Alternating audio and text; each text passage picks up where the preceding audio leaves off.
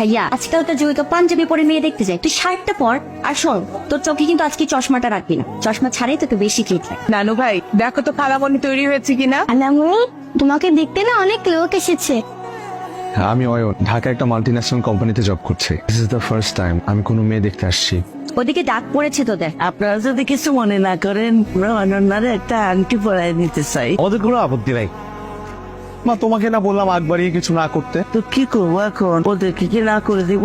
সেটা তো বলিনি। হ্যালো, হ্যালো, কে বলছেন? আমি অয়ন। সরি, বুঝতে পারিনি প্রথমে। কেমন আছেন আপনি? আমি আগামী সপ্তাহে চিরাং আসছি। আমরা কি একটু দেখা করতে পারি? আপনাকে আজ বেশ সুন্দর লাগছে, আপনাকে হাসলে খুব সুন্দর লাগে। আপনি কখনো প্রেম করেননি? আমি আসলে এই বিষয়গুলো নিয়ে কথা বলতে চাই না, আর কলটা আমার ফ্রেন্ড দিয়েছিল। এখন যদি আমি কল ধরি তো অনেকক্ষণ কথা বলতে হবে, এই জন্য কেটে দিলাম। আমি সরি, হুট করে এই প্রশ্নটা আপনাকে করা ঠিক হয়নি। এই পাঞ্জাবিটা কেমন লাগছে? অনেক সুন্দর লাগছে, দাঁড়া। এটা প্রোগ্রামে পড়ে যাবে? হ্যাঁ। আসসালামু আলাইকুম, আমি অয়ন। বাবা, আমি অনন্যর বাবা। অনন্য আসলে একটা চিঠি রেখে বাসা থেকে বের হয়ে গেছে যে। অয়ন, আমি আপনাকে অনেকবার বলার চেষ্টা করেও একটা কথা কখনো বলতে পারিনি, আমি একজনকে ভালোবাসি। অনুনাথের বাসায় তোমরা কেউ ফোন দেবে না। আর মা, বিয়ের কথা আমাকে কখনো আর বলবে না। এক্সকিউজ মি, এটা আমার সরি। হ্যালো। হ্যাঁ হ্যালো। আসিফ, তুমি ফোন ধরো না কেন? আমি বাসা থেকে বের হয়ে গেছি। তোমাকে না আমি না করছি?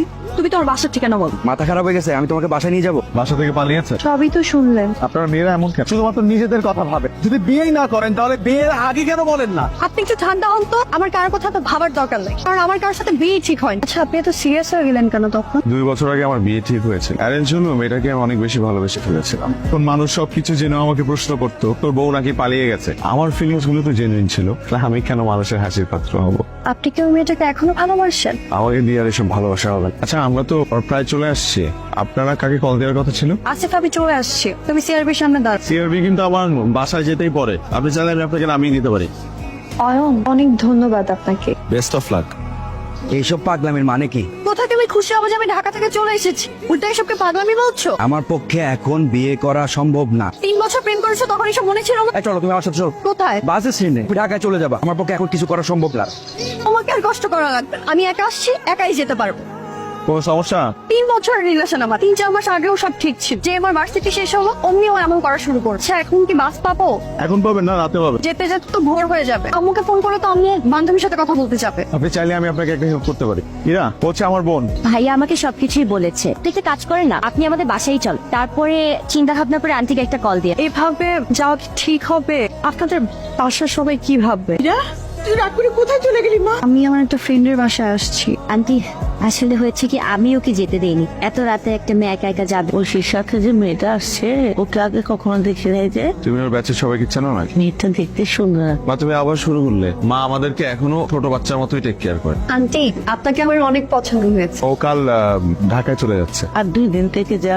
আমার বাসায় একটা ইম্পর্টেন্ট কাজ আছে। কার সাথে যাবা? ভাইয়া বাসে তুলে দিয়ে আসবে। তুই ঢাকা দিয়ে আয়। আমি তো পরশুদিন ঢাকা যাচ্ছি। মেয়েটা একা একা যাবে, দিয়ে আয় না।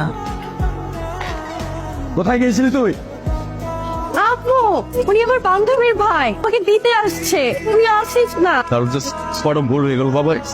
হাই, কেমন আছেন? ভালো, আপনি? ভালো। আজকের ব্যাপারটার জন্য সরি। আপনি তো কিছু করেননি, আপনার বাবা করেছে। আপনার মন ভালো হয়েছে এখন? আছি আর কি। মন বেশি খারাপ থাকলে বলবেন, একদিন আড্ডা দেবো একসাথে। আমি এইটাই বলতে চাচ্ছিলাম, একদিন দুইজন মিলে কফি খাবো। আপনি ঢাকায় আসার পর অনেক চুপচাপ হয়ে গেছে। তাকে যত ভোলার চেষ্টা করছি আরো বেশি মনে পড়ছে।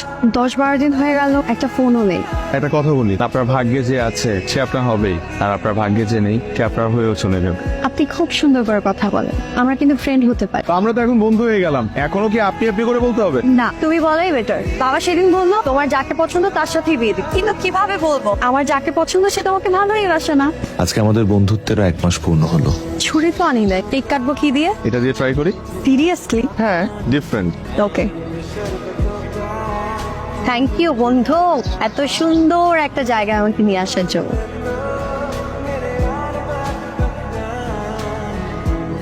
তাঁবুতে তো আগে কখনো থাকা হয়নি না? না। প্রথম প্রথম একটু এক্সাইটমেন্ট কাজ করবে, একটু ভয় কাজ করবে, এরপরে এটার প্রেমে পড়ে যাবে। তাই না? তুমি কিন্তু রোমান্টিক আছো। এই কারণে তো কোনো গার্লফ্রেন্ড নেই। হবে হবে, যে তোমাকে ভালোবাসবে পাগলের মতো ভালোবাসবে। আমার মতো ভদ্র ছেলেদের প্রেম টেম হয় না। অনন্যা, কেমন আছো? আমি ভালো আছি, তুমি কেমন আছো? আমি হাই, আমি ইরা, অয়নের গার্লফ্রেন্ড। তোমাদেরকে খুব সুন্দর মানিয়েছে। বললে কেন যে তুমি আমার গার্লফ্রেন্ড? ফ্রেন্ডের জন্য তো এতটুকু করতেই পারি। এটা ভাবতে ভালো লাগছে যে সবাই সবার লাইফ নিয়ে হ্যাপি। বর্তমান নিয়ে সবার হ্যাপি থাকা উচিত। Thank you. গত 5 মাসে তুমি আমার অনেক শখ পূরণ করেছো, যা আমি সব সময় ড্রিম দেখতাম। তোমার হাসিটা খুব সুন্দর। তুমি জানো এই পৃথিবীতে কোটি কোটি মানুষের মাঝে কেউ একজন আছে যে সব সময় তোমাকে নিয়ে ভাবে, যে তোমার হাসিতে হাসি, আবার তুমি দুঃখ পেলে সে কাঁদে। তার চোখের দিকে তাকালে তুমি তোমার পৃথিবী দেখতে পাবে। কে সে? হয়তো সে তোমার লাইফে আছে, তোমার আশপাশে আছে, কিন্তু তুমি দেখতে পাচ্ছ না। কিন্তু কিভাবে বুঝবো কে সে? যখন সে তোমার পাশে থাকবে নিজেকে সবচাইতে হ্যাপি মানুষ মনে হবে, আবার সে যখন চলে যাবে তখন অনেক মানুষের ভিড়ে নিজেকে একা মনে হবে।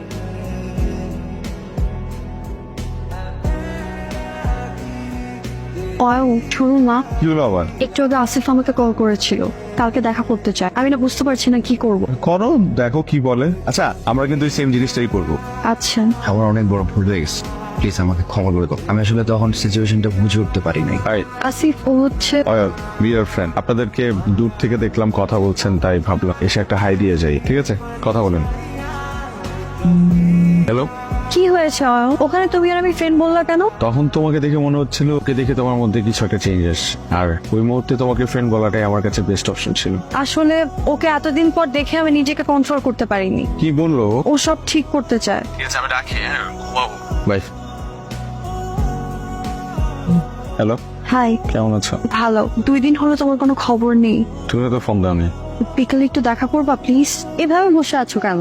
এভাবেই ঠিক আছে। আমি না বুঝতে পারছি না আমি কি করবো। ও তখন অনেক প্রবলেমে ছিল, জবও হচ্ছিল না। এখন চাকরি হয়েছে, হয়তো আসলে কোনো সমস্যায় ছিল। আমি না বুঝতে পারছি না কি করব। আমার মনে হয় তোমার সবকিছু ভুলে ওর কাছে ফিরে যাওয়া উচিত। আর আমার এটাও মনে হয় যে আজকের পর থেকে আমাদের কথা বলা বন্ধ করে দেওয়া উচিত। তবে কেন বলছো? কেন আসছো আমার লাইফে তুমি? তোমার সাথে আমার দেখাই বা কেন হলো? দুদিন যাবে আমি ঘুমাইতে পারি না, আমার দম বন্ধ হয়ে আসে, আমি কিছু খেতে পারি না। তুমি এগুলো বুঝবা না, তুমি শুধু নিজের প্রয়োজনটা বোঝো। একটা মানুষ দিনের পর দিন তোমার সাথে কোনো স্বার্থ ছাড়া আছে, কিন্তু তুমি এই মানুষটার কথা একটা বারও ভাবলে না। I am sorry. প্লিজ দেখো, আজকের পর থেকে তুমি আমাকে কোনো ফোন দিও না, আমার সামনে এসো না, আমার সাথে কথা বলো না প্লিজ। আচ্ছা শুনুন, যা আবার কইছে, আমি না সবকিছু ভুলে যেতে চাই। তুমি জানো এই পৃথিবীতে কোটি কোটি মানুষের মাঝে কেউ একজন আছে যে সব সময় তোমাকে নিয়ে ভাবে, যে তোমার হাসিতে হাসি, আবার তুমি দুঃখ পেলে সে কাঁদে। যখন সে তোমার পাশে থাকবে নিজেকে সবচাইতে হ্যাপি মানুষ মনে হবে, আবার সে যখন চলে যাবে তখন অনেক মানুষের ভিড়ে নিজেকে একা মনে হবে। এরা তুমি কান্না করতেছো কেন? আই প্রমিস আমি আর তোমাকে কখনো কষ্ট দিব না। তোমার জন্য কান্না করছি না আসিফ, আমি অন্য একজনকে ভালোবাসি, সে আজ আমাকে ছেড়ে চলে গেছে। থেকে যাচ্ছি। এরা আমার হাত ধরবা না। যেদিন আমাকে ছেড়ে চলে গিয়েছো সেদিনই এই অধিকার হারিয়েছো। আর কখনো কোনো দিনও আমাকে কল করবা না। আমার যখন মন খারাপ থাকে তখন আমি জায়গাটায় আসি। তুমি এখানে? আসিফ কোথায়? চলে যাচ্ছি। কেন? আমি চলে যেতে বলেছি। কেন চলে যেতে বলেছ? কারণ আমার তোমাকে লাগবে। আমার মনে হয় আসিফ তোমার জন্য বেস্ট। আমার বেস্ট কাউকে না, আমার মতো একজনকে প্রয়োজন, যে আমাকে বুঝবে, পাশে থাকবে, কখনো ছেড়ে যাবে না। আমাকে দিয়ে এসব হবে না, তুমি আবারও আমাকে ছেড়ে চলে যাবে, আমি আবারও কষ্ট পাবো। যাবো না, তোমাকেও যেতে দিব না। I love you.